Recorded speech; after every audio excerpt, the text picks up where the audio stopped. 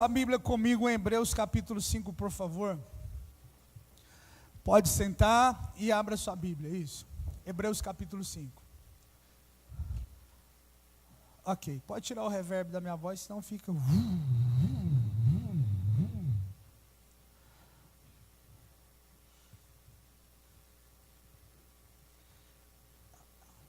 Mateus, Marcos, Lucas, João, Atos, Romanos, 1 Coríntios, 2 Coríntios, Gálatas, Efésios, Filipenses, Colossenses, Tessalonicenses, vai indo caminhando, chega a Hebreus.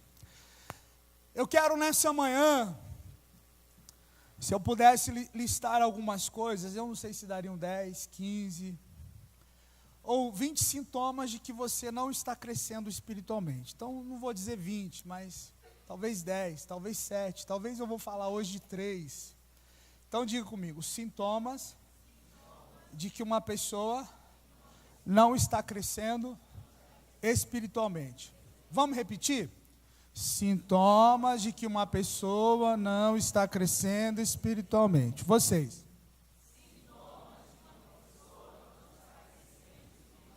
Ótimo. Então vamos lá em Hebreus capítulo 5, versículo 12. Eu gostaria que você prestasse bastante atenção, gostaria que você, quando viesse ao culto, você trouxesse a sua Bíblia. Se você não tem a sua Bíblia, estica o olho perto desse evangélico que está do seu lado aí. E se ele não for evangélico, pastor? Crente, católico, espírita, sei lá, qualquer coisa que ele seja. Desde que ele seja humano, né? Agora, se você sentir que é algo espiritual, você manda embora. Mas enfim, vamos lá. Diz assim: com efeito, devendo já ser mestres. Vocês acham ruim se eu pedir para ligar o ventilador? Quem está com frio? Quem está com calor? Ah, Júlio, acertei.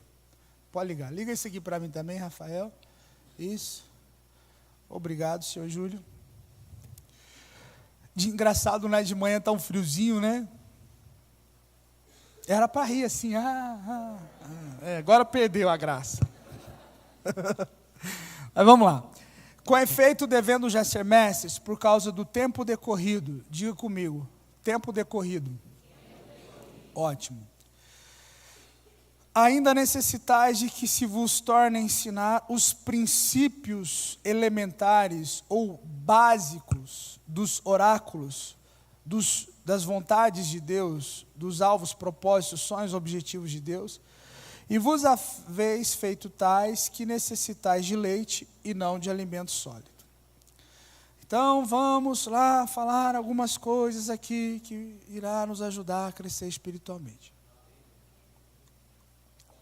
Primeiro, o que mostra que uma pessoa ela tem maturidade ou ela está amadurecendo? E o que é maturidade? A maturidade ela tem um significado amplo, mas de uma forma bem simples. Maturidade, vamos pegar um exemplo secular. Maturidade significa que você não é amador naquilo que você faz, naquilo que você fala, na decisão que você toma. Você é uma pessoa profissional. Então, vamos dar um exemplo assim. Você está construindo uma casa, ou reformando uma casa, e você precisa de alguém para colocar o telhado. Você precisa de alguém para pintar a casa. Aí você tem um vizinho que ele começou a pintar casas este mês. Ele está se esforçando. Mas você conhece uma outra pessoa, ou alguém lhe indicou uma outra pessoa, que pinta casas há 30 anos. A diferença é que o seu vizinho, ele faz um orçamento para você e fala assim, olha, fica R$1.000, só a mão de obra. Estou dando um exemplo aqui, amém? E essa outra pessoa, que pinta a casa já há 30 anos, que é um profissional, ele fala assim, olha, fica R$5.000. Você fala, uau. você vai escolher quem? Pastor, você está fazendo a pergunta, você está de brincadeira, como diz o mineiro, está de brincadeira com nós. Né? Mineiro fala assim. Ontem eu estava conversando com o Vinícius, né? Você percebeu, Patrícia, como ele tem sotaque de mineiro? Falei, gente, eu perdi esse negócio. Mineiro fala feio demais, e eu sou mineiro, então eu posso falar da minha raça. Então vocês... Era para rir também, perdeu a graça. Então, voltando aqui ao exemplo. A pessoa fala, pastor, está aprendendo esse mês, tem problema não. Vai lá e faz. Pois é. Aí depois você vai reclamar que o cidadão, ele fez um serviço porco. Mas muitas vezes não é que ele fez um serviço ruim, é que ele não tem prática naquilo que ele está fazendo. Quantos estão me entendendo? Ótimo. Mas se você está disposto, né, a passar por isso, chega alguém na sua casa e fala assim, nossa rapaz, aqui parece que é a mesma tinta que você pintou? É a mesma tinta? Né? Aqui está uma cor que parece que você pintou de outra cor. Não, mas é a mesma, né? Como diz o mineiro, é a mesma coisa. É a mesma coisa. Agora, se você pega um profissional, para começo de conversa, normalmente é difícil, pode haver, ele errar na quantidade de tinta. Estou falando alguma bobagem? Eu não sou pintor, mas assim, né? Então é difícil. Ele já sabe mais ou menos o que ele vai precisar. Ele já faz as contas, ele mede e fala, aqui isso vai precisar de tantas latas disso. Ele já te dá uma dica, olha, essa tinta aqui, se eu comprar, o pessoal tem reclamado, é muito ruim, compra essa. Mas essa outra aqui é mais cara. Não, mas é melhor. Essa aqui que o senhor vai comprar é só uma tinta comum. Essa outra aqui, ela não tem cheiro. Ela é antifungo, antibactéria, antifeiura, sabe? A pessoa entra na tua casa, vai ficar bonita. Né? Você fala, então, é essa que eu quero. Então, agora, qual é o processo para que ele se tornasse um profissional? É um processo de erros e falhas e perseverança. Então, eu vou perguntar para vocês, você responde. Qual é o processo para que uma pessoa se torne profissional? Erros, falhas e perseverança. Vou perguntar de novo. Qual é o processo para que uma pessoa se torne profissional? Erros. Ótimo. Então, na vida cristã, é mais ou menos a mesma coisa. O texto diz assim, queridos, já era para que vocês fossem mestre. O que é um mestre? É alguém que ensina. Alguém que tem capacidade teórica e prática de ensinar. O autor aos Hebreus, a maioria dos teólogos dizem que é Paulo, mas ele não se identifica. Então, é um mistério. Alguns dizem que é uma mulher, por isso que ela não se identificou, o nome dela é Priscila. Outros dizem que é Apolo. Eu, particularmente, acredito, pela profundidade de Romanos, que Hebreus também foi escrito por Paulo. Mas isso a gente vai descobrir na eternidade. Amém? Então, o autor de Hebreus, ele está dizendo assim, gente, meninos, meninas, irmãos, com todo o tempo que passou, vocês ouvindo a palavra, já era para vocês estarem ensinando. Só que isso não está acontecendo. Então, ele identificou um problema. A minha pergunta é, como é que faz para resolver esse problema, Paulo? Se foi ele que escreveu, né? Ou o autor aos Hebreus. Como é que eu faço para resolver esse problema? Então, eu quero mostrar para você alguns sintomas de que eu e você não estamos crescendo espiritualmente.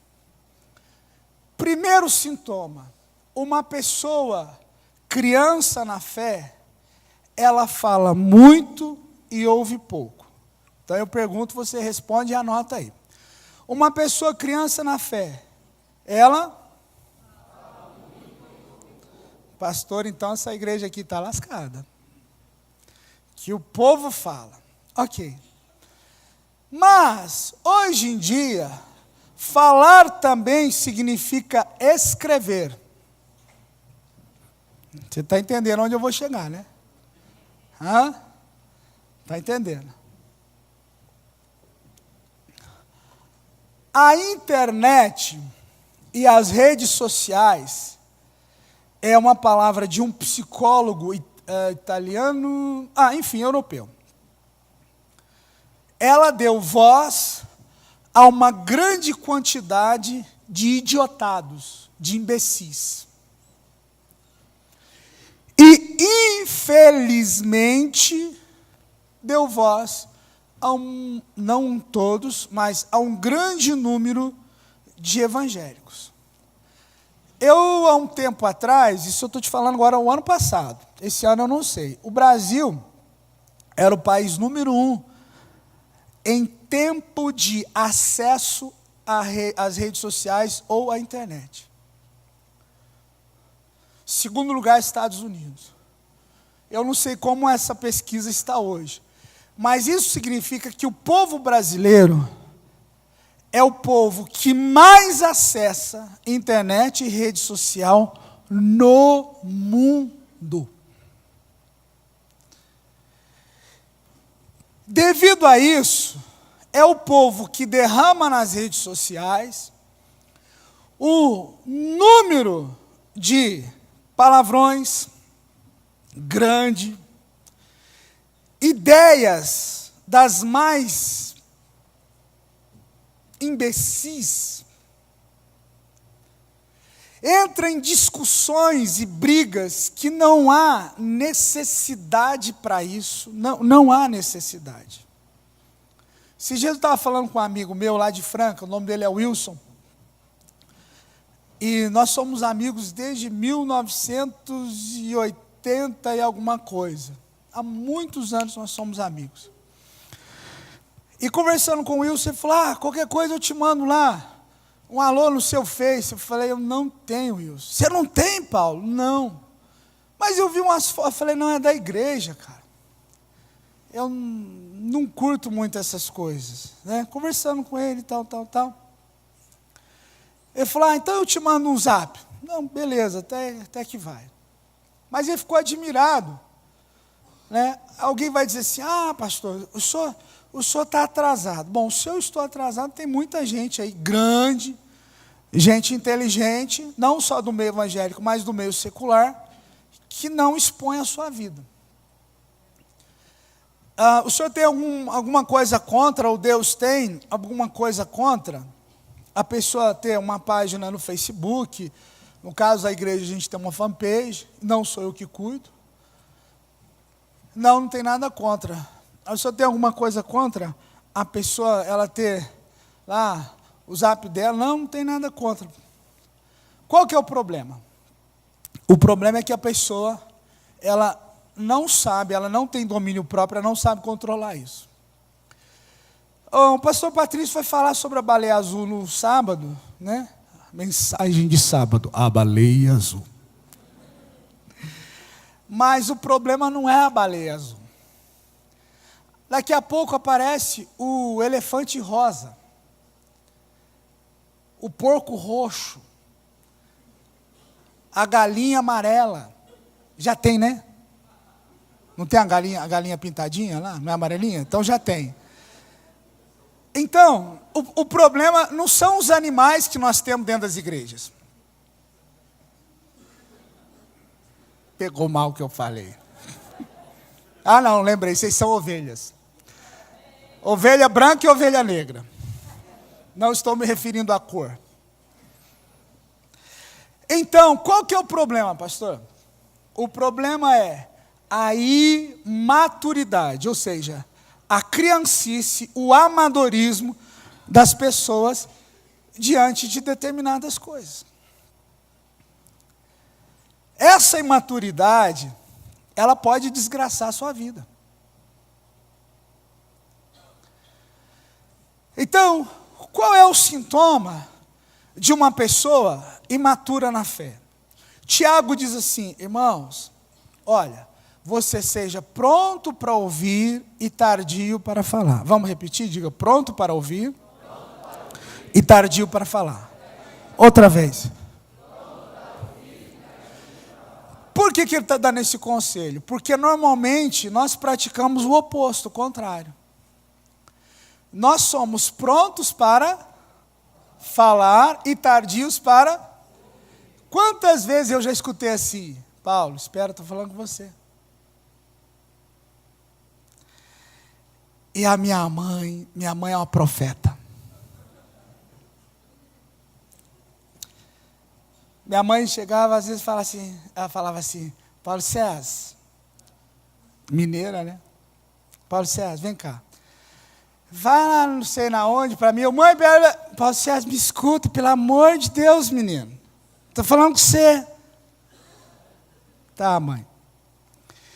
A minha avó, já é falecida, ela morava na fazenda, e ela me chamava, César, meu filho, vem cá. Aí ela, o que é, avó? Ela me segurava pelo braço. Por quê? Porque eu já saía correndo. Eu era desesperado. Ela me segurava pelo braço, ela já sabia, me segurava pelo braço e falava assim, escuta o que a avó vai falar para você. Você vai lá no curral, fala tal e tal coisa para o seu avô, depois você sabe aquele ninho, aquela galinha que a avó mostrou ontem para você, então você vai lá, pega 3 ovos e deixa um de indês. Vó, o que é esse trem de indês? Não interessa, só faz o que eu estou te mandando. Ela era educada, gentil. Aí ela segurava. Aí eu saía. Passava o tempo, a avó, César, meu filho. Aí eu ia lá, cadê os ovos? Ih, vó, esqueci. Eu não lembrava. Você falou para o seu avô lá tirar o leite para a gente fazer, não sei. Não, falei, vó, mas vai lá buscar os ovos. Aí eu ia lá. Eu era pronto para falar e correr, mas eu não era pronto para ouvir. Eu só escutava, mas não fazia aquilo que a minha avó mandava eu fazer. O que isso mostra? Eu era o quê? Criança. Eu falava e falava, e conversava, e falava, e falava, e falava, e falava, e conversava, e falava. Eu ia trabalhar, às vezes, numa fábrica. Aí eu lembro uma vez eu fui trabalhar numa fabriqueta de sapato. Aí minha mãe foi lá conversar com o chefe. Aí a minha mãe, para ajudar, minha mãe é uma benção, uma profeta de Deus. Minha mãe falou assim para o chefe, só cuida ele, hein, porque ele fala mais que o homem da cobra. Eu nunca achei esse miserável tal de homem da cobra. Não conheço ele, não sei o que é. Eu falei, mas como é que eu falo mais que esse homem da cobra? Até um dia que eu fui entender, mas isso é outra história, deixa para a próxima reunião. Eu falava muito. Com o passar dos anos, eu fui descobrindo que a pessoa que fala muito, ela é imatura. Eu descobri uma coisa em Deus. E tem uma música do Voz da Verdade que é linda, chamada Quando Deus se Cala. Você começa a ouvir que a letra dela é fantástica, a melodia dela é muito bonita, pelo menos para mim, né? Me ensinou muitas coisas. E quando eu fui estudar, eu fiz um curso básico de teologia de 1 ano. Quando eu fui estudar, eu descobri que Deus se cala.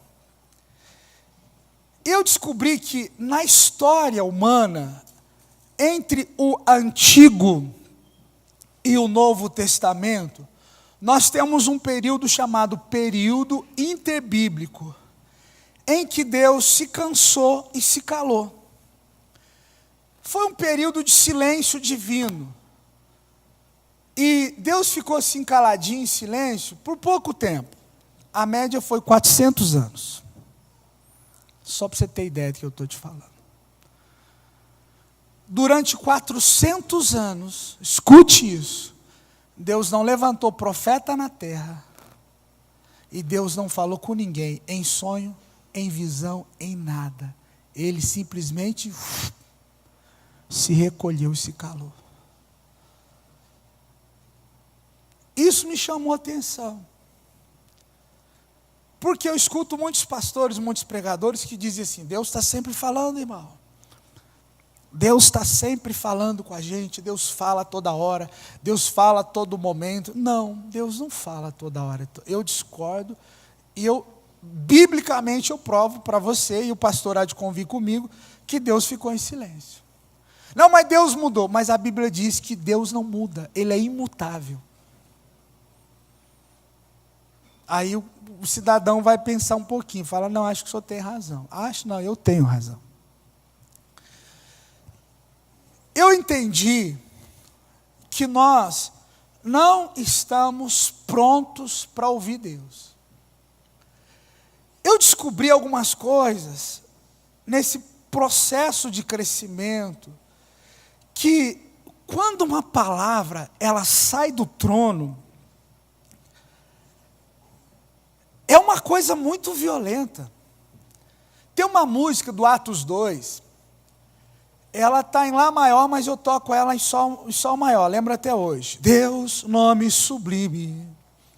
Aí o refrão diz assim: quando Ele fala, treme os céus, dos céus, dos céus. Quando Ele fala, treme os céus.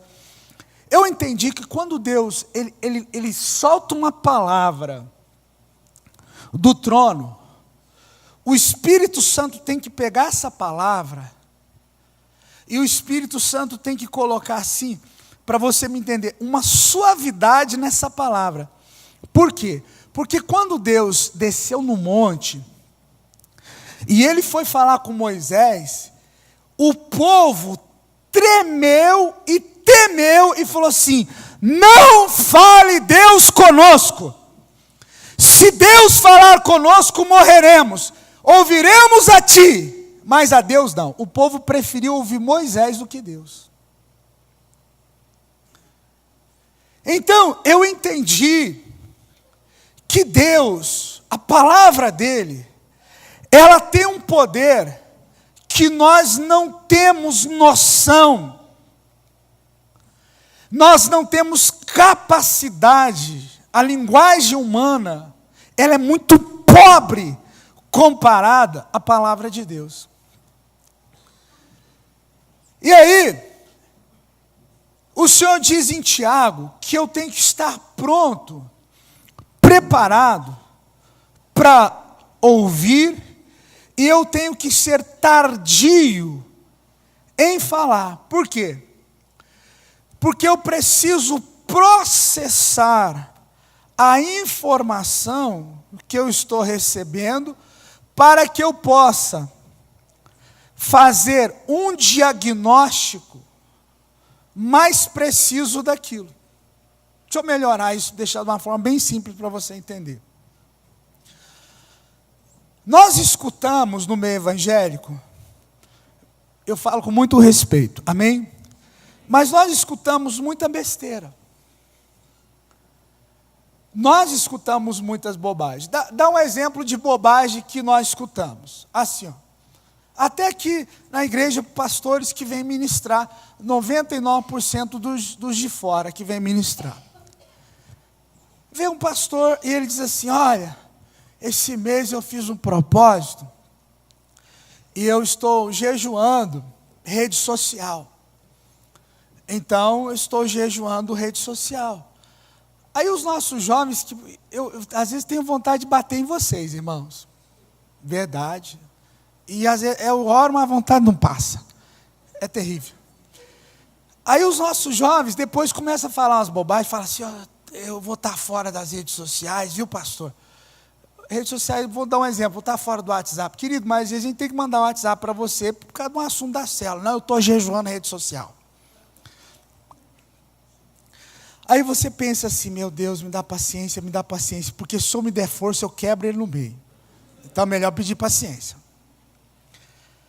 Querido, deixa eu falar uma coisa, vou falar que nem mineiro, deixa eu falar uma coisa para você. Pelo amor de Deus, não seja burro, meu filho. O que é jejum, meu filho? Jejum, você pega a etimologia da palavra, o significado da letra. Jejum significa abstinência parcial ou total de alimento. Aí você tem que fazer que nem criança. Repita comigo, Luiz Antônio. O que é jejum? É abstinência de... Mas o pastor fulano que veio aí, que o senhor trouxe, meu filho, mas ele não é Deus, meu filho, ele não sabe tudo, nem eu sei tudo. Tem coisa que eu não me atrevo a ministrar, já falei para vocês sobre escatologia, que é um assunto muito difícil. Escatologia é o assunto que fala do final dos tempos. A besta vai vir, a besta já veio, a besta está aí, a besta está aqui na igreja, a besta está lá fora. Você não sabe montar a maldita besta que aparece, não aparece, que é a desgraça daquela besta que a Bíblia fala. Eu vou falar que a besta veio, não veio, eu não sei disso, meu irmão, então eu não vou falar. Pelo menos me perdoe, não vou ser modesto, pelo menos eu tenho um pouquinho de maturidade para não falar do assunto que eu não sei. Tá. Aí, Luiz Antônio, então o pastor vai ensinar para você. O que é jejum, meu filho? Jejum é a abstinência parcial ou total de alimentos. Quantos tipos de jejum existe? Pelo menos 4. 4? Está na Bíblia? Tá. Onde? Você tem que ler. E a Bíblia não fala que jejum é abstinência de rede social, meu filho. Pelo amor de Deus, que Bíblia é essa que você está lendo? Só se for o Corão. Então, você ensina as coisas, aí vem um cidadão e fala uma coisa, e a pessoa, ele esquece tudo que você ensinou. Você passou anos ensinando, ministrando, mostrando, explicando, aí vem o irmão e fala que tá...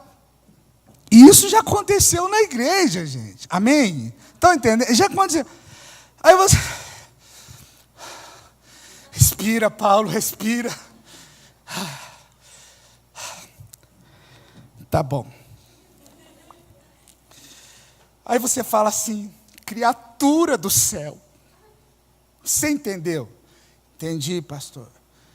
Então, o que eu faço com a minha rede social? Não sei, meu filho, taca fogo nela, é assunto seu. Eu não sei o que você faz com a sua rede social, o seu WhatsApp. Não, porque o WhatsApp está me atrapalhando. Então, se está te atrapalhando, meu filho, é só você não entrar. Você faz um propósito com Deus de entrar só de 8 às 9 da manhã, ou das 6 às 7 da manhã, e tal. Faz um propósito, faz alguma coisa. Está te atrapalhando a sua vida com Deus, faz alguma coisa. Mas, pelo amor de Deus, não fala para mim que você está... jejuando rede social, porque eu vou entender que você está comendo o celular. É a única forma. Eu sei que a piada é ruim, mas não tinha outro exemplo para dar. É a única maneira. Então, não fala besteira. Então, o que eu entendo? Tiago diz, seja pronto para ouvir, tardio para... Seja pronto para... Tardio.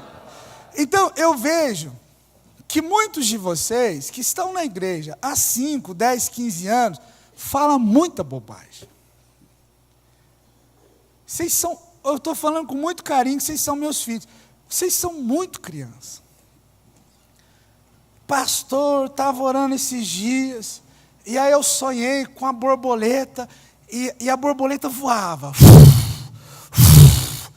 E a borboleta virou um leão com asa. O que o senhor acha que é? Meu Deus, leva para o céu. Eu vou saber, miserável. Eu vou saber que a borboleta é sua, irmão. Eu tenho que... mas o senhor é o pastor. Mas eu não sou Deus. O cara quer que você explica para ele por que a borboleta virou um leão com asa. É macumba, sei lá, mal olhado, é feiura que você olhou no espelho antes de dormir. É umas coisas assim. Aí eu já ensinei que na igreja, você poderia ter feito a escola, você iria aprender que existe um sonho que é comum do ser humano, que existe sonho que é a influência do cão, e existem raros que é uma palavra de Deus.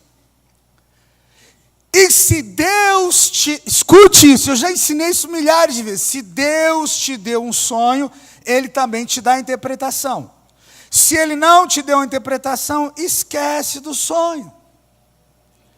Outra pessoa só iria confirmar, mas não interpretar. Ah, pastor, lá no Antigo Testamento, mas quem teve sonho no Antigo Testamento foram homens incrédulos, tipo Faraó, Nabucodonosor, homens que não tinham comunhão e relacionamento com a pessoa de Deus. Quem interpretava? Daniel. Por quê? Porque Daniel tinha um espírito excelente. Ele tinha comunhão e relacionamento com Deus. Aí as pessoas, elas são rápidas para falar, para perguntar. Aí tem uns que são, me perdoe, são uns imbecis. Aí ele vai para a internet, significado dos sonhos. Borboleta. Irmão, isso é esoterismo, é espiritismo. O Google virou Deus para um monte, mas para muita gente. O cara não sabe as coisas, em vez dele orar, buscar uma palavra de Deus, ele vai no Google. Ele vai saber o que é aquele negócio que ele sonhou. O que é isso? Criancice. A pessoa, ela é criança espiritualmente. Ela é rápida para falar. Infelizmente. E o oposto, né? Tardia para ouvir. E não é isso que Deus está falando. Então, o que acontece conosco? O mundo que nós vivemos, as coisas são muito rápidas. Infelizmente, a tendência não é a melhora, é a piora. E aí hoje nós vemos algumas coisas que acontecem nas nossas igrejas. Eu falei no encontro com Deus, numa ministração, e eu queria repetir aqui. Por exemplo, falando ainda das redes sociais um pouquinho. Eu não sei como é que faz no Facebook, porque inclusive fazem meses que nem a nossa página, às vezes eu olho. E eu não sei como é que funciona. Mas existe a possibilidade de você bloquear uma pessoa no Facebook. Não existe essa possibilidade? Eu sei que existe. Existe uma possibilidade de você bloquear uma pessoa no WhatsApp, sim ou não? Isso eu também sei que existe. Ok. Então vamos lá. Por que você bloquearia uma pessoa no Facebook ou no WhatsApp? Vamos falar de cristão, amém? Vamos falar de gente cristã. Por que você bloquearia? Por vários motivos. Pastor, se uma pessoa que eu não conheço, ela está mandando alguma coisa para mim, um nudes, uma mensagem ofensiva, eu vou bloquear. Perfeito, parabéns, está correto. Até aí tudo bem. Agora imagina assim, você tem o seu discipulador, a sua discipuladora, você tem o seu pastor, você tem os seus irmãos em Cristo, você tem sua família, existem grupos no WhatsApp, grupo disso, grupo daquilo. Eu tenho no meu 4 grupos. Quais são os grupos que o senhor tem? Eu tenho o grupo da OPVEL, que é a Ordem de Pastores de Cascavel, o grupo A, B e C de louvor na igreja, só. Já me colocaram em grupo de oficina mecânica, grupo da livraria, não sei, eu saí de todos. Tem gente que tem grupo de tudo quanto é coisa, meu Deus do céu, não sei, a pessoa deve viver dia e noite só lá, depois dá um trem no dedo, só fica assim, o que você tem no dedo? Está curtindo? Não, paralisou. Deu aqui um demônio, entrou aqui, agora não fecha, só fica assim. Enfim, então tem só esses 4 grupos. Da UPVEL, que é a Ordem de Pastores, e os aqui da Igreja de Louvor, que às vezes eu coloco coisas, às vezes não coloco nada, mas enfim, beleza. Aí eu discuti com o Júlio, dá um exemplo aqui. Sei lá, vendi um par de sapato para ele me pagou, e nós discutimos, e ele está no meu grupo e tal, o que eu faço? Eu vou bloquear o Júlio, não bloquear não, vou excluir ele, está excluído, coisa ruim. Isso é muito sério, eu estou brincando só para você entender. A Bíblia diz, a Bíblia, Deus falou, que se eu não consigo amar o meu irmão que eu vejo, eu não conseguirei amar Deus que não vejo.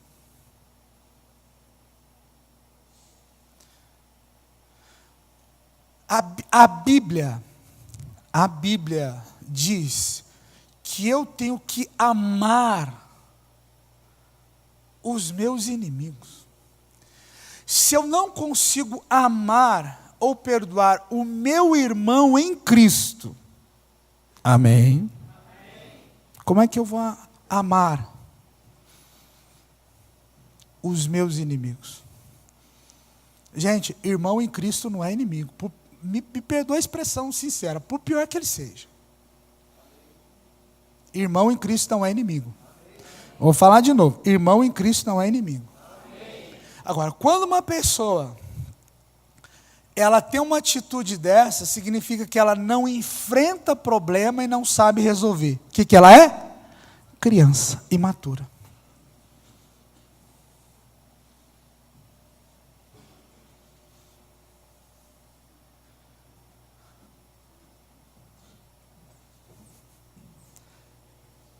Pessoas que me traíram, pessoas que falaram mal de mim, pessoas que praticaram injustiça, eu não excluí. Está até hoje lá o telefone da pessoa. Por que eu faria isso? Por que eu seria tão menino, tão criança, de guardar um ódio, uma raiva no coração contra uma pessoa? Então, é uma geração de crianças. E aí eu não sei se você ora. Vocês oram aqui na igreja? Amém. E oram em casa também ou não? Amém. Aí esses dias eu perguntei um negócio para Deus. Eu sou meio esquisito. Acho que já deu para perceber. Eu sou estranho. Tem um filme chamado Carrie é Estranha. Tem que fazer Paulo, o esquisito. Mas enfim. Aí eu estava falando com Deus sobre questão de finança, que é um assunto que me chama a atenção. Finança. E Deus falou assim, filho. Aí me falou um negócio, eu falei, não, só tem que mostrar esse negócio na Bíblia. Pedindo para Deus mostrar na Bíblia é demais, né? Aí tudo bem. Mas enfim. Ele falou assim, filho, tudo de uma pessoa está ligado ao dinheiro. Eu falei, para, você está de brincadeira? Mas que barbaridade. Eu falei, como é que é? Por que tudo de uma pessoa está ligado à finança? Por quê? Eu preciso que o senhor me explique isso. Ele falou assim para mim, Paulo, eu discerni no meu espírito. Quando uma pessoa, ela não sabe, escute isso, administrar situações pequenas na sua vida, ela não saberá administrar dinheiro. Tá, por quê? Porque o dinheiro, Paulo, ele pode ser 3 coisas na sua vida. O que ele pode ser? Primeiro, o dinheiro pode ser um Deus. Jesus falou sobre Mamon, que é um principado que controla a riqueza no mundo, e Satanás ofereceu o que para Jesus? Eu falei, riqueza. Então tá certo. O dinheiro, Paulo, ele pode ser uma maldição. Por quê? Vamos lá, aí Deus falando comigo. O que eu escrevi em 1 Timóteo 6,10? Porque o amor do dinheiro é a raiz de todos os males. E quando você morava em São Paulo, na Penha, que você foi levar o missionário Soares no aeroporto, que você perguntou para ele a interpretação desse texto, a interpretação que você tinha, e ele disse que estava certo. Eu falei, é verdade. Eu falei para ele, isso faz uns 20 anos atrás, ou mais. Eu fui levar no aeroporto lá em São Paulo, e eu falei assim, missionário, aquele texto que Paulo fala para Timóteo, porque o amor no dinheiro é a raiz de todos os males, a palavra males ali significa maldições, ou maldição. Ele falou, é isso mesmo, Paulo. Eu falei, então o senhor está certo. O senhor está indo bem, Deus, continua. Você está acertando até agora. Terceiro, o dinheiro pode ser uma bênção. Tá, e por quê? Aí os textos, né? Você começa a lembrar do Antigo Testamento, fala sobre as primícias. Do Novo Testamento, trazei todos os dias uma casa de tesouro, depois Deus iria abençoar. Você lembra de Lucas 6,38, diz, dai e ser-vos-á dado. Então o dinheiro pode ser uma bênção. Aí Deus disse assim para mim, quando você diz para uma pessoa que você vai colocar ela numa posição, e ela diz assim, pastor, eu não tenho capacidade para isso. Ela está dizendo assim, Deus, não me dê dinheiro porque eu não sei administrar. Porque se essa pessoa, ela não consegue administrar pequenas coisas que eu coloco na mão dela, como é que essa pessoa, ela vai administrar muito dinheiro? Ela vai se perder. Aí eu lembrei de algo naquela história do filho pródigo. Quando uma pessoa não consegue administrar a própria vida e não consegue se sujeitar à liderança de um pai, no caso, o filho pródigo, um pai biológico, no nosso caso, pais e mães espirituais, e ele pega uma grande quantidade de dinheiro. E ele sai com aquela grande quantidade da presença do seu pai. Ele não conseguiu administrar aquela submissão, aquela sujeição. E o que acontece com esse menino? O dinheiro, ele dá uma sensação de poder. O dinheiro dá uma sensação de que eu posso fazer. O dinheiro dá uma sensação de que eu sou superior a você. Ele passa a sensação. Essa sensação, escute, olha o que Deus me ensinou. Essa sensação, ela não é, escute isso que é a revelação de Deus. Essa sensação, ela não é gerada por algo imaterial. Vamos supor que isso aqui é dinheiro. Um exemplo, olha aqui para mim. Dinheiro. Dinheiro. Qual o poder que isso aqui tem sobre mim? Esse dinheiro aqui. Qual o poder que ele tem sobre mim? Nenhum, é dinheiro, ó. Você pode... O que ele fez? Nada. Aí Deus falou assim, mas há algo espiritual por detrás do dinheiro que mexe com o seu sentimento. Eu falei, continua que está ficando bom.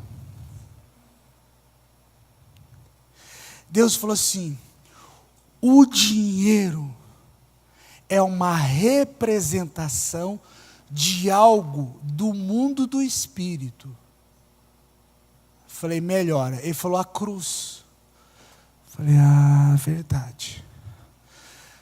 Quando você olha, por exemplo, a gente tem ali na ponta daquele escudo, tem uma cruz. Fala para mim na lata. Você olha para a cruz, você lembra de quem? Não, fala aí. Você olha para a cruz, você lembra de quem? Fala alto. Você olha para a cruz, você lembra de quem? Então, é a mesma coisa.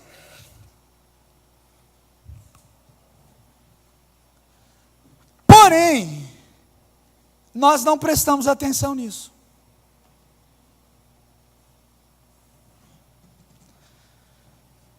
Não é esse papel com um número de 100, de 50, de 20, 10, de 5, de 2, ou as moedinhas. Não é o papel. É o espírito que opera por detrás do papel. E se uma pessoa, ela não sabe administrar as pequenas coisas, ela não sabe administrar o seu dinheiro, ela está demonstrando imaturidade. Eu vou falar uma coisa que todos vocês sabem, mas talvez você não preste atenção. E eu escuto isso, não vou dizer toda semana, mas de pastores, de líderes, de gente aqui da nossa igreja, gente de outras igrejas. Quando você está passando por uma dificuldade financeira, escute o que eu estou te falando, preste atenção.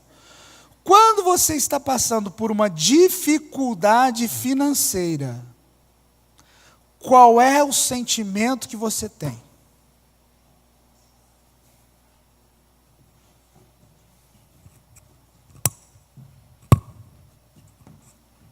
Qual é o sentimento que você tem?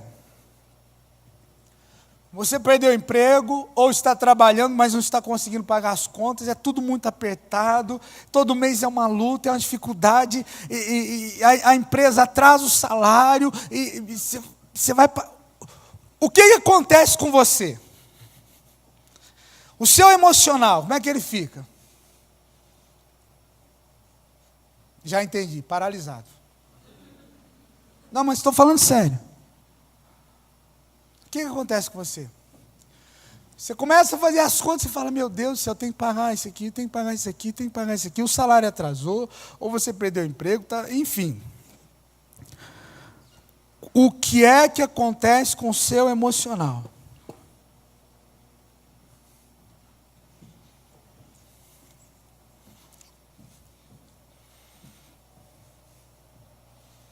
Surge uma conta, e surge material escolar, e surge o IPTU que veio, você olha aquilo e fala, meu Deus, o que é isso? Teve aumento, Jesus, e estragou o carro, que não sei o quê, e o filho não sei o quê, e tem que pagar não sei o quê, e tem que viajar, e tem que resolver, e tal. O que acontece com o seu emocional? Você já parou para pensar nisso? Tristeza, angústia, depressão, desespero. Gente, eu sou da época do Collor, que meteu a mão no dinheiro do povo. Quem lembra disso? Eu morava em São Paulo na época. Empresários se mataram. Pegaram o revólver, estouraram os miolos, porque entrou em desespero pela falta de dinheiro. Mas não é o dinheiro que mata, é o demônio que opera por detrás dele. Ah, o dinheiro é uma desgraça. Não, o dinheiro pode ser um Deus, uma maldição, uma bênção. O que o dinheiro pode ser? Um Deus, uma maldição, ou uma bênção. O problema não é o dinheiro, é o que está por detrás. Então, se você não consegue resolver problemas simples de relacionamento no WhatsApp com uma pessoa,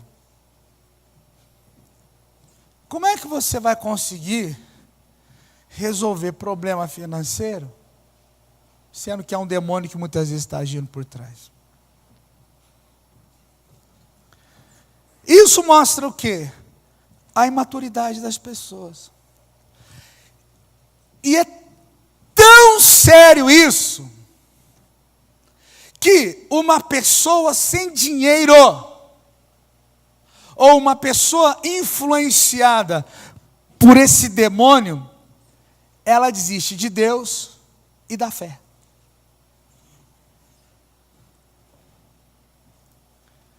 Porque o dinheiro, olha só, 1 Timóteo 6,10. Porque o amor, põe lá para mim, por favor, Natan. 1 Timóteo 6,10. Porque o amor do dinheiro, ou ao dinheiro, é a raiz de todos os males. E nessa cobiça, alguns se desviaram da fé e se transpassaram a si mesmo com muitas dores. É isso? Porque o amor do dinheiro é a raiz de todo tipo de maldição, e alguns dessa cobiça se desviaram da fé, e a si mesmo se atormentaram, se transpassaram, só muda a tradução para mim, RC? RC, ok. E se transpassaram a si mesmo com muitas... Então, não é o papel, que eu dei o exemplo aqui do dinheiro, é o que está por detrás. As pessoas, elas não conseguem resolver pequenos problemas na sua vida. Famílias, finanças, trabalhos, escolhas, decisões, discernimento, elas não conseguem. E por que não conseguem? Vou ler o texto aqui de novo, ó. Com efeito, devendo já ser mestres, por causa do tempo decorrido, ainda necessitais de que se vos torne ensinar os princípios básicos das vontades de Deus.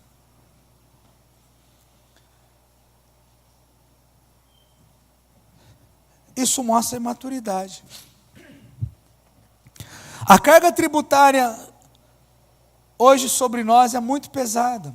Alguns de vocês pagam 27% de imposto de renda. 27%.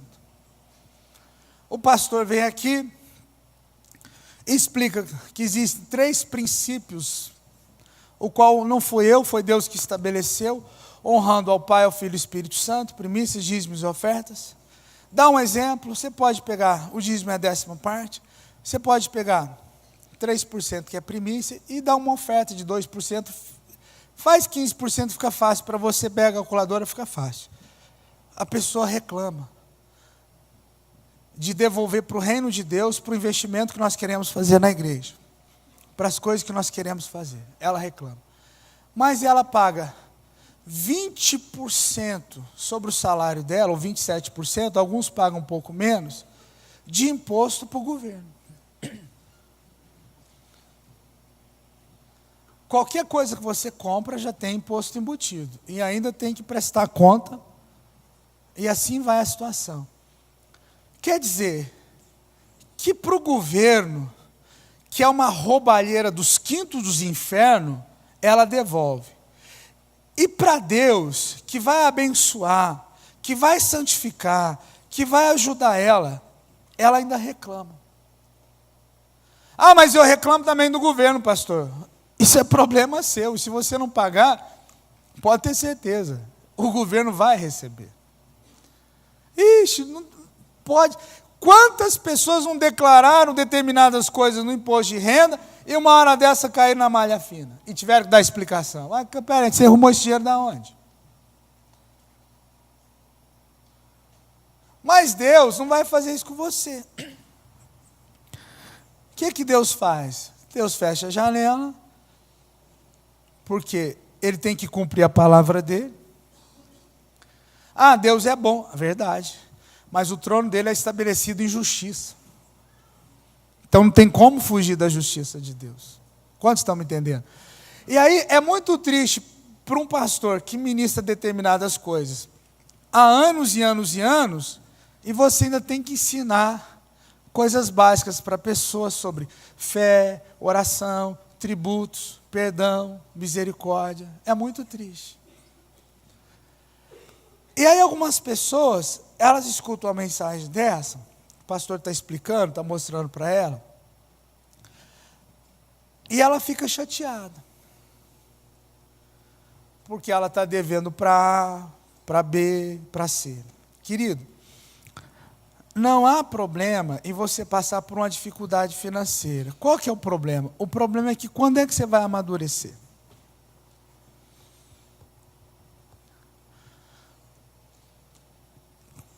Quantas vezes nós tivemos seminários aqui de finanças com o apóstolo Levi? Quantas vezes nós tivemos seminários aqui comigo? Quantas vezes nós tivemos gente que veio falar aqui sobre finanças? Quantas vezes nós já tivemos aqui? Muitas vezes. E tinha seminário que era sexta, sábado, domingo. No sábado, uma igreja que tem mais de 500 pessoas, não tinha 10%, que é 50, 60 pessoas sentadas aqui. Aí eu olhava e falava assim, poxa, está faltando fulano que poderia estar aqui, que está com problema, que eu sei, está faltando. Eu começar a contar assim, uns 20. Teve a oportunidade de receber uma palavra, uma ministração, mas não veio. Estava fazendo o quê? Ah, estava dormindo, fui no cinema, sei lá. Aí depois, fica pedindo oração para o pastor. A Bíblia diz que não é a oração que resolve. O povo sofre por falta de quê? Não é por falta de oração. Então, essas coisas, que são coisas pequenas, demonstram o quanto as pessoas são crianças. As desculpas que elas dão, É muito séria, gente. Querer abandonar Deus, a fé, a igreja, por causa de um problema financeiro. Querer abandonar Jesus. Ficar chateado com o irmão. Não, bloqueia aquela pessoa. Nós tivemos um encontro com Deus. Ótimo. Algumas pessoas, eu não vou expor o que acontece, para não estragar a surpresa de outros. Mas algumas pessoas mandaram algumas surpresas para vocês que participaram do encontro, e quem participou sabe o que eu estou falando. Você recebeu algumas surpresas.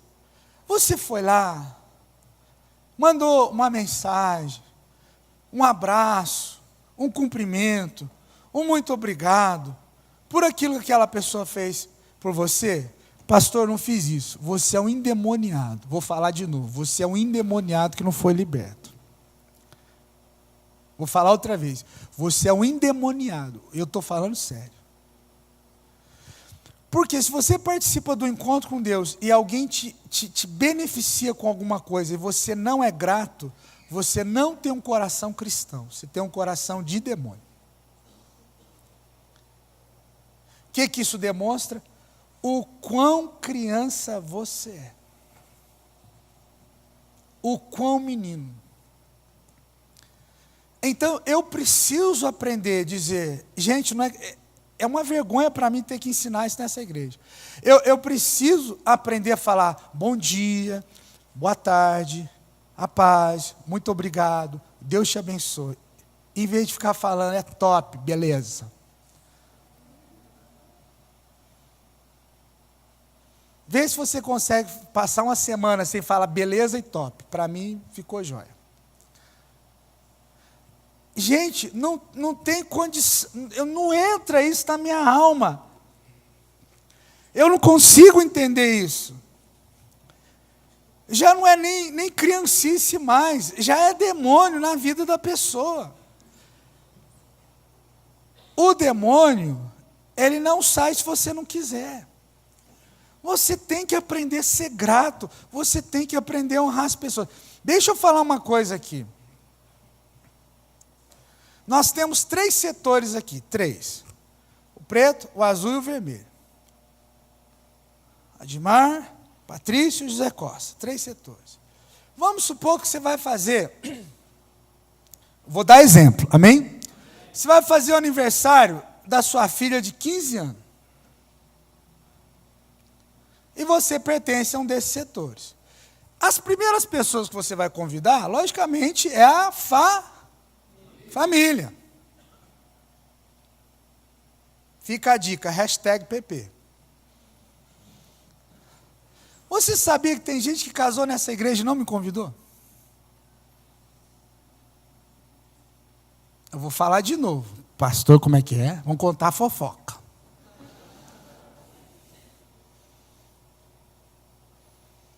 Não é que eu preciso do seu casamento, às vezes eu nem vou.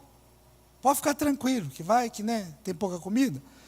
Então assim, não, que pastor diz que pastor compra 10, então a pessoa já fala, está amarrado. Põe pastor aí, põe 10 lá. Né? Não, verdade.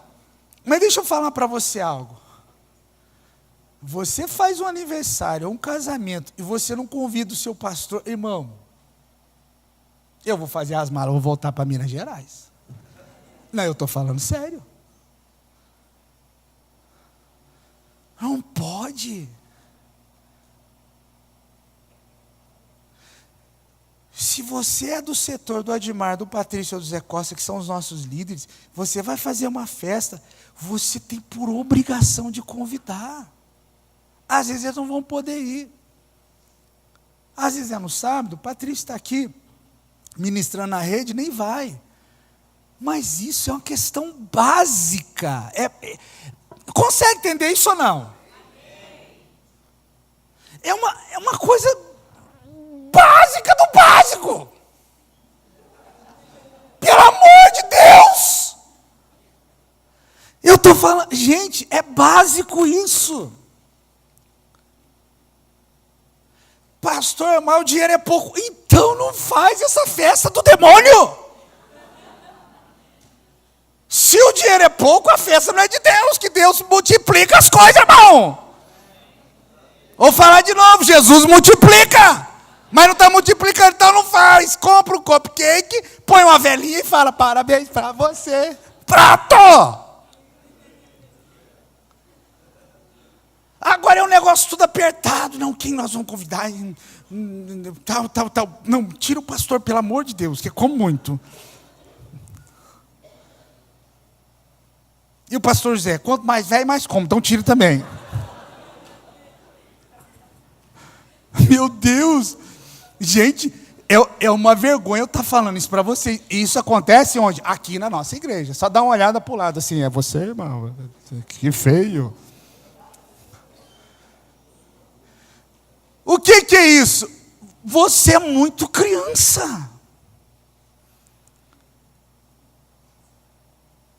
Já me falaram várias vezes, pastor, troca o seu carro. Para quê, irmão? Está funcionando. Ô, pastor Patrício, tem um carro melhor que o senhor. E daí, irmão? Eu quero que ele tenha uma BMW. Uma Ferrari. Não, Ferrari não, está amarrado. Brincadeira. E daí? A pastora Silvana agora tem um carro automático, é só pá, nossa, que delícia. Eu não tenho, glória a Deus, o carro é dela. Aleluia, que compre um avião. Ah, por que você não vai trocar? Porque eu não quero. O dinheiro é meu. Se eu não tenho condição, se eu não tenho fé. O Patrício financiou até a cueca dele. Para poder pagar o carro, apartamento do carro da Silvana. Ele dá aula no Shalom, se você não sabe. Ele tem emprego. Eu nem aula na escola aqui, a Rosângela me convidou.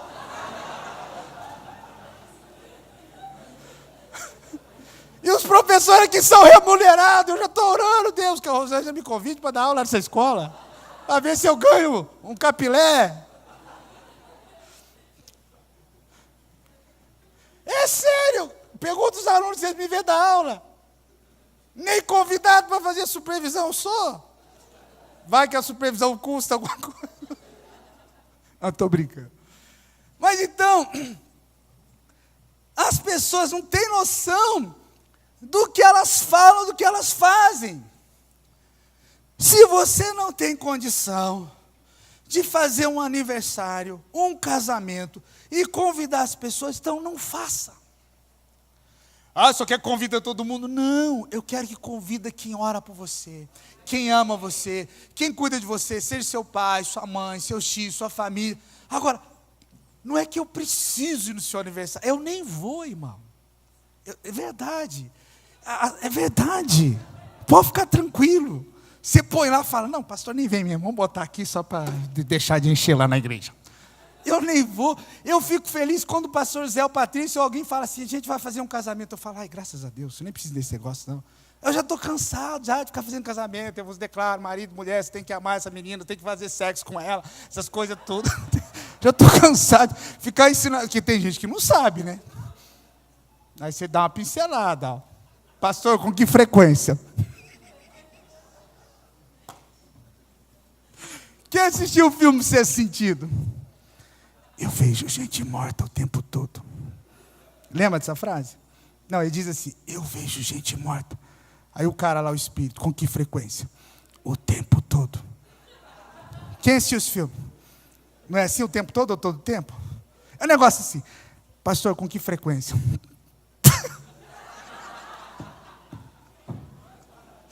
Resolve lá, irmão. Então eu fico feliz, eu não tenho problema com essas coisas, entende? Amém? Eu não tenho problema com isso. Aniversário, eu não tenho. Normalmente eu nem vou, irmãos. Eu tenho mais coisa para fazer. Não desmerecendo, pelo amor de Jesus Cristo, o nome de Jesus eu peço. Não desmerecendo o aniversário, o casamento da pessoa. Não é isso, amém? Não é isso. É a educação. É a honra. É o respeito. Pode perguntar ao pessoal, eles fazem churrasco na célula, não sei o quê, me manda às vezes uns, pastor, vai ter um churrasco, não sei o quê, vai ter e tal, o senhor vem e fala, não sei se vou não, irmão. O senhor está desprezando, não, querida, é que às vezes não posso ir. Então, se você entender essas coisas básicas do amor, do perdão, da honra, honrar o seu pai, sua mãe, seus pais, suas mães espirituais, gente, não existe isso. Você fazer algo, você é uma ovelha, e você não honrar esses meninos que eu estou falando. Não existe, não fala para mim, não existe, não existe isso, não existe isso.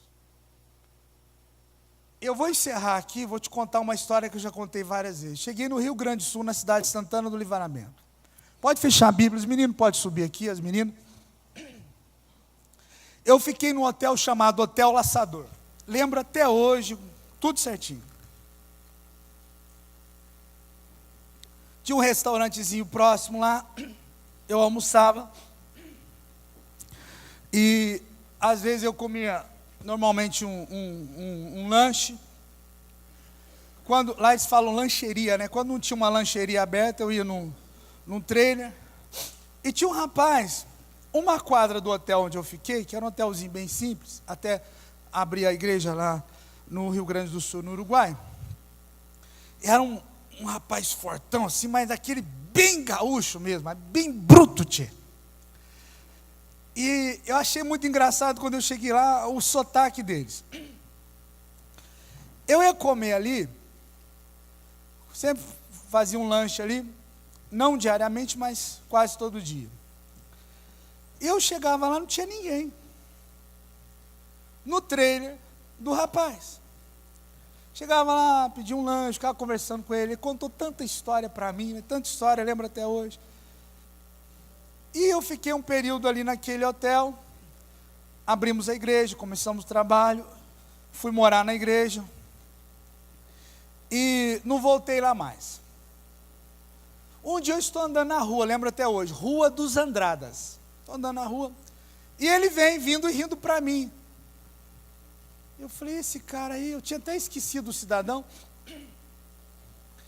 Ele, e aí, tchê, pastor, como é que tu vai? Eu falei, tchê, pastor, você é nova para mim, né? Tchê, pastor, gostei, tchê, pastor. Eu falei, tchê, cidadão, como é que tu tá? Aí né, ele falou assim, mas tchê, preciso te falar algo? Eu disse, então fala, tchê.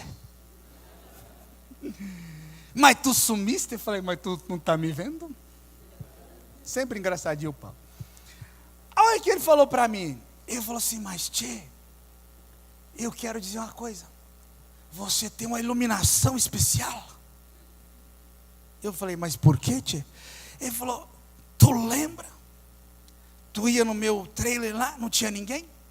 Aí tu começou a frequentar, começou a aparecer cliente. Tu absorve as coisas assim, tu chama os negócios. E aí, e é verdade. Eu ia ali porque não tinha ninguém mesmo. Aí eu comecei, eu chegava lá, tá cheio de gente, né? E ele já dizia, tia pastor, daqui a pouco eu já até ali atendo. O pessoal já me olhava, né? Para lá, mas é pastor, esse guri, tia. E eu era bonito, da só. Olha o que ele disse. Ele falou assim para mim, pastor, você sabia que eu estava quase fechando meu trailer? Eu falei, não.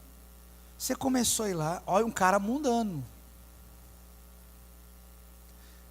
E Deus começou a abençoar só de você comer no meu trailer.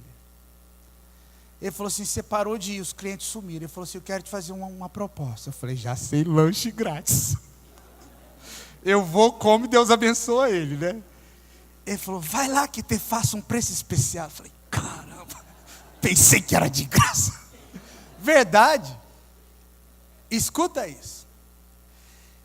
Estou eu numa cidade chamada Artigas, no Uruguai, tia. E eu tinha feito um propósito de oração. Estava eu, a Rosana estava, e uma senhora, o marido dela viajando. E eu falei assim, a senhora não me empresta um quartinho, está no meu horário de orar, um compromisso que eu fiz com Deus, um propósito. Só fica aí conversando com a pastora, eu tenho que ir. Ela me arrumou um quartinho bem pequenininho lá, pastor, você pode usar aqui. Aí, eu fiz o propósito. Uma vez eu fui na casa dessa senhora, propósito de orar, eu estava lá orando.